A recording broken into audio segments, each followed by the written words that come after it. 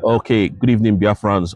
There's a news making rounds this evening that our Prime Minister, Mazi Simon Ekpa, has actually sued Dr. Ngozi Orabueze for hacking the database of IPOB, which is the Indigenous People of Biafra. I don't know what is wrong with these people. They don't have anything again to tell you, and that's why they are coming up with all this, their madness. And let me tell you something that you need to know, that what Nigerian government cannot do does not exist. Nigerian government, they are very, I hope you know that Tinubu is one of the most corrupt politician in the world. He's a ruthless politician and very corrupt man, highly corrupt. Tinubu is a very corrupt man. So whatever they are doing now is crying of a dying horse. They don't have anything to offer to Biafrans. And that's why they are always, trying to bring so many stupid things. When you look at the letter, it's so stupid to the extent that at the end of the day, you are shooting yourselves in the legs. So because he who accuses must come to prove. And I'm telling you, the government is not really going to allow this to slide now, to be honest. I'm telling you. So in few days to come, or few weeks to come, you will scare the result. And let me tell Biafrans something. People asked me a question: what has this government achieved under Dr. Mrs. Ngozi Orabueze? And I want to say this to them. Number one, when you hate somebody, you will never see the result of what they are doing because of your hatred, because of your bitterness, because you don't believe that that person can pull any plugs that is positive. That is how you people think. That is what you people think. That is how you think. You think very shallow because your mind is made up that this person can never make it, and you don't want to be under this person's leadership. That is what is happening, and it is a welcome development because it's even happening in Buhari. It happened in Buhari's administration. It's happening in Tinubu's administration. So, but Tinubu's own is very different because he's a very corrupt man, a very, very corrupt man indeed. I can tell you for free. Now, you see, this Dr. Ngozi Orabueze has really done a lot for Biafrans. Number one is that she has been able to open the first embassy of the United States of Biafra in the United States. That is one step. Secondly, our constitution has gotten to Amazon, so you can go and grab your copy. Now, let me tell people what Amazon is all about. Amazon is international. You understand? It's worldwide in the whole of Europe. I don't know if Amazon is in Africa, but I don't know about, like, Amazon is in the whole of Africa, in the whole of Europe and the world. Now, if Amazon can accept the constitution of Biafra, which means that constitution is authentic and it is original. Do you understand? And which means that they have beginning to realize that Biafra has been redeclared, and so many countries has been recognized Biafra, or has rather recognized Biafra. And I'm telling you the truth. So the letter you see from the camp of Nkere, like I keep telling you, Nkere is a thief, a criminal. That is who Nkere is. And I have challenged him several times to sue me if he comes out here to say that he never collected money to do this nonsense that he's doing. Nkere is a very bad man, very, very bad man. I'm telling you, he's a very corrupt person, very corrupt. I'm not scared of telling you guys that Nkere was paid huge amount of money by the Nigerian government to scatter the redeclaration of the independent state of Biafra. And they can write a suit letter to me as well. Please, I would like to have one copy, because these people are just useless. They are completely mad people. Mad people indeed. Again, Biafrans, don't, you see, let me tell Biafrans what is going on a little bit. Let us gist.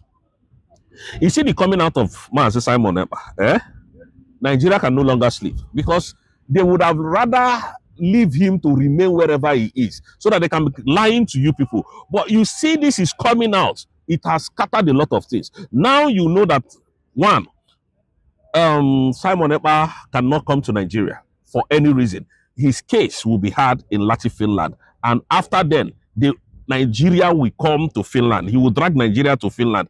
And Nigeria will be dragged to ICC at the end of this case, because Nigeria will not win this case. I'm telling you the truth. Secondly, it would have been better if, Simon Ekpa, if this redeclaration was never made possible. If this redeclaration did not happen, then Simon Ekpa can go to hell. Now, their plan was Simon Ekpa to come to Nigeria so that they can jail him perpetually. I don't know what they promised Finland. I don't know what they have given to Finland. I don't know, and I don't care to know. You see this case, they can never win it. I'm telling you the truth. They might have planned with Finland to give, Nigeria is fantastically corrupt. They have money to bribe, but they don't have money to boost their economy. And that's why you see Nigerians running away from Nigeria to go to other countries to have a better life, when we have everything in Nigeria. So disregard any information that is coming from that contraction, from that group. They cannot do like more than a dead fly. I'm telling you. You have an MA is just pasmaggering. They are just, everything they are doing is dead on arrival. Excuse me. Everything that they are doing, they don't have swag. So please stop panicking. Nobody should blink. Nobody should flinch for one bit. They do not have the card to play. They don't have those cards. I'm telling you. They do not have those cards. No, a lot of times they come to deceive Biafrans, trying to lie to Biafrans, try to, make Biafrans feel that Madam Orabueze is a bad person.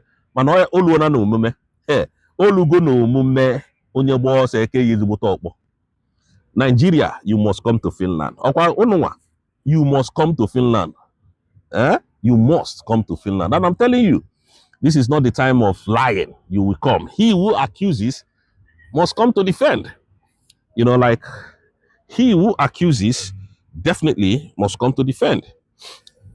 Sorry, I wanted to get on my feet. I've been tired, I'm coming from. Now, he who accuses must come to defend. And Nigeria must come to Finland, to the international court, to defend themselves. And Biafra, you see, one thing about this case is the world will be watching. The world, for the first time, will be listening to Biafran's case. Thank you for what you do for us, for what you do for Biafrans. You have really proven that you are indeed a man. And likewise, we that we are here, we would never, not any day, not tomorrow, not ever, move backwards one bit. We are here to defend our mandate. And somebody was asking me, can Wisu defend our people? Can Wisu defend our people? Let me tell you something. You see what illiteracy does? Illiteracy makes you feel that you are intelligent. It makes you look as if you are intelligent. But there are so many people that are illiterate-minded, but they know what they do. But some of them, they just bring out their stupidity to show to the world that they are very stupid and myopic in thinking. Now, there is this thing that they call Ogene. Is it Ogene they call it? This thing that they used to hit during the olden days, where Igwe want to call for meeting, they will go and be hitting that thing early in the morning, and the tank crier will be hitting it and be calling, Igwe want to see also by so time. And I witnessed those things, and when they hit it, everybody will now come out, And I have been in Lagos State where OPC was operating for some time, and they used to use whistle. Anytime they see thief, they will start blowing their whistle. The first person will blow it, second person will, the third person will blow it, and everybody will start blowing it. They will know that there is danger around. The thief will not escape. So people will wake up and be alerted, and everybody will come out and see what is going on and have a way to defend themselves or to go after the criminals. Now, in a way, they were able to use it. I was a witness to that. They were able to use it to curb insecurity a little bit. Well, here is our own case. Everything we bring out, this woman brings out, they try to sabotage. They try to sabotage just because they have been paid to do what they are doing. And thirdly, I need you to understand that this is Biafran's liberation. It's not an easy fight. Do you see since how many years they kidnapped Mazin and they can over 5 years, and the people in DOS, they have been fighting tooth and nail to bring this, redeclaration of independent state of Biafra to the news of their stupidity, but they weren't able to pull that plug actually. Now, Nnamdi Kanu has been in detention for over 5 years. They are still fighting to anybody that stands up to fight for this liberation. They continue to fight. Now, it is not an easy task. Now, Master Simon Ekpa came out, they fought him. Madam Orabueze came up, they are fighting her, to tell you that it is not an easy fight. But we are winning this game, and we have the card. We will win this game. So nobody should flinch. Nobody should shake. brothers and sisters, I would like to draw my mic here. So that's just what I have to tell you guys. Stay blessed. I'll see you guys tomorrow. Breaking news. There is no such thing as lawsuits to our Deputy Prime Minister. This is another message and also another chapter of explaining the circumstances behind the circulated, or rather the circulating headline of Simon Ekpa suing Dr. Ngozi Orabueze in Washington, D.C. There's no such thing. At least you have heard it from this Simon Ekpa's photocopy. Simon Ekpa photocopy have damaged this disgruntled fallback group. Let me put it that way. He have really dealt with them. The only person now they are so much afraid of is this guy called Stephen Rose. The only guy they are afraid of now. If you go to all their pages now, he is being the one. He is the one that have been discussed. Before they used to discuss QTV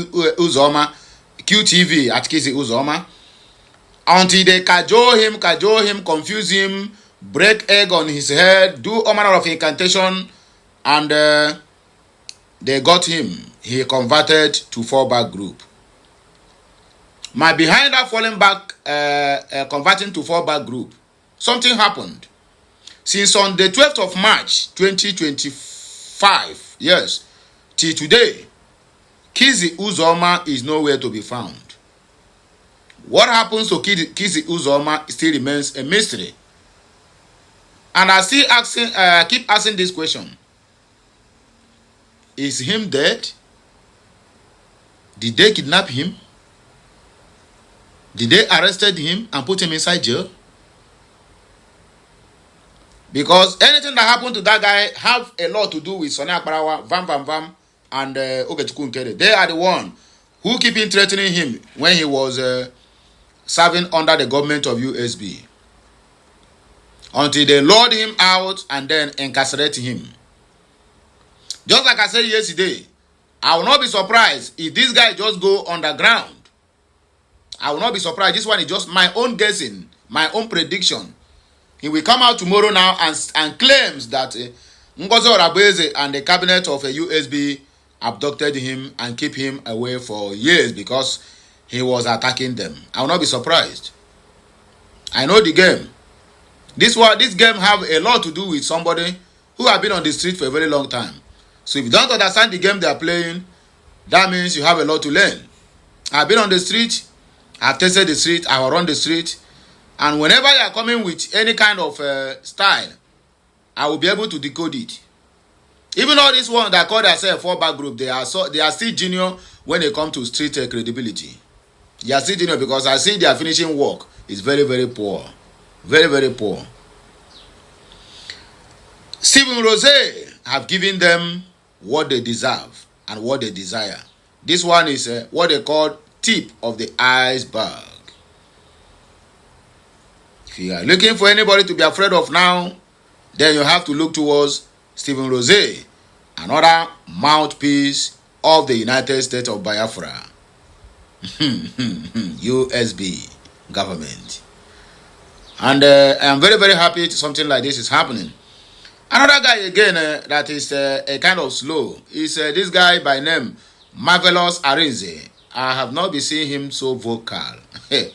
What is really happening? Maybe he have been infiltrated and they have eaten the forbidden apple, Adam's apple. Don't forget, any tree that stands at the village square, they collect woto.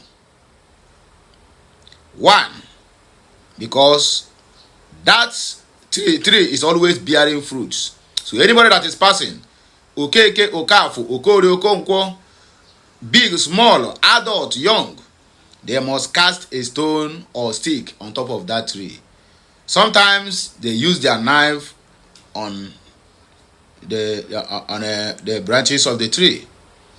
So Ngozi Orabueze represents that tree that stands on a village square. which is beneficial to the village. You know, any tree, any big tree that stands on a village square, if you grow up very well in the village, you will understand that those trees always stand as a shield whenever the villagers are having village meetings. And also that tree will stand also as a food whenever it bears fruit. So Ngozi Orabueze stands like that tree at the village square. Any tree who stands at the village square who is not bearing fruit, my brother, and it's what do I call it? It's a kind of tree, because Iroko can never stay at the village square. Nobody allows Iroko at the village square. Iroko have to stay maybe in the bush or whatever. Growing up as a child in my own village, I never see Iroko in anywhere village square. No, it's either you see Odara on the village square, or you see Pia, Ube, or you see a mango. These three trees bears fruit. And growing up as a child, I never see any tree on a village square that cannot bear a fruit. If you stand on a village square, you cannot bear a fruit, they will cut you down. Ngozi Orabueze is bearing fruit, but the enemies want to cut her short. They want to cut her down because she is blocking their money group. But notwithstanding, because I am a mother, I have a jog. We keep on agitate, we keep on fighting until the last day. Anybody who give up, now you lose. But as for me and my entire household, we believe on the government of USB, and that is where we stick. Instead of me to backslide for supporting them, I rather remain neutral of not supporting anybody. I have made my stand clear so that you don't come up tomorrow and said I am working for a government of BG or Fallback group or whatever you call them. If you make that mention of that on my platform, I will block you. Yes, I need your view. I need you to comment. But if you make such a comment, I swear to God, I will go to block you. I have made it clear, not once, not twice. It's either the government of USB or nothing. And that is where I stand. I don't know about you. But only what I have to tell you this morning is coming from my leader, Nnamdi Okukanu. And look at what he said. This one is just a word of encouragement, and I would not like you to do with it. Do not let the weight of our circumstances dim your hope. Instead, let it ignite a fire within you. This is Nnamdi Kanu's quote. Our fight is not in vain. Each sacrifice we make, each moment of suffering is a testament to our strength and resilience. We are bound by a common purpose, and no prison can hold back the spirit of this Biafra movement. He says again, remember, every challenge we face is an opportunity for growth. In this dark chapter, we will find our light. Stand tall. My cherished ones, speak out. Organize and rise up. The path to justice is paved with courage, and we are destined to walk it together. Walk it together. W-A-L-K. Walk it together. I drew strength from the thought of you all pressing forward. Refusing to be silenced. Your courage is my inspiration, and I urge you to continue to fight for a future where our children can live free and be proud. Together, we will transform our suffering into a powerful weapon against the oppressions.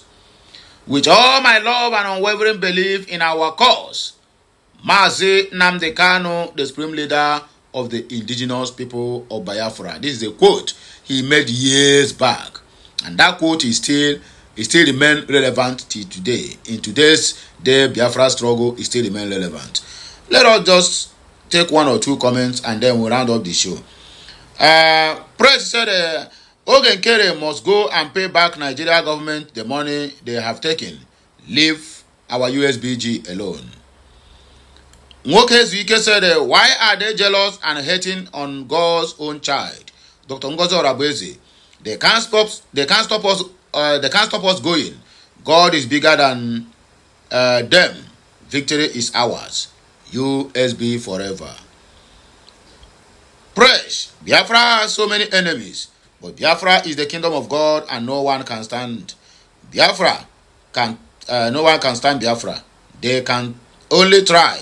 Victory for Biafra. It is victory for all of us.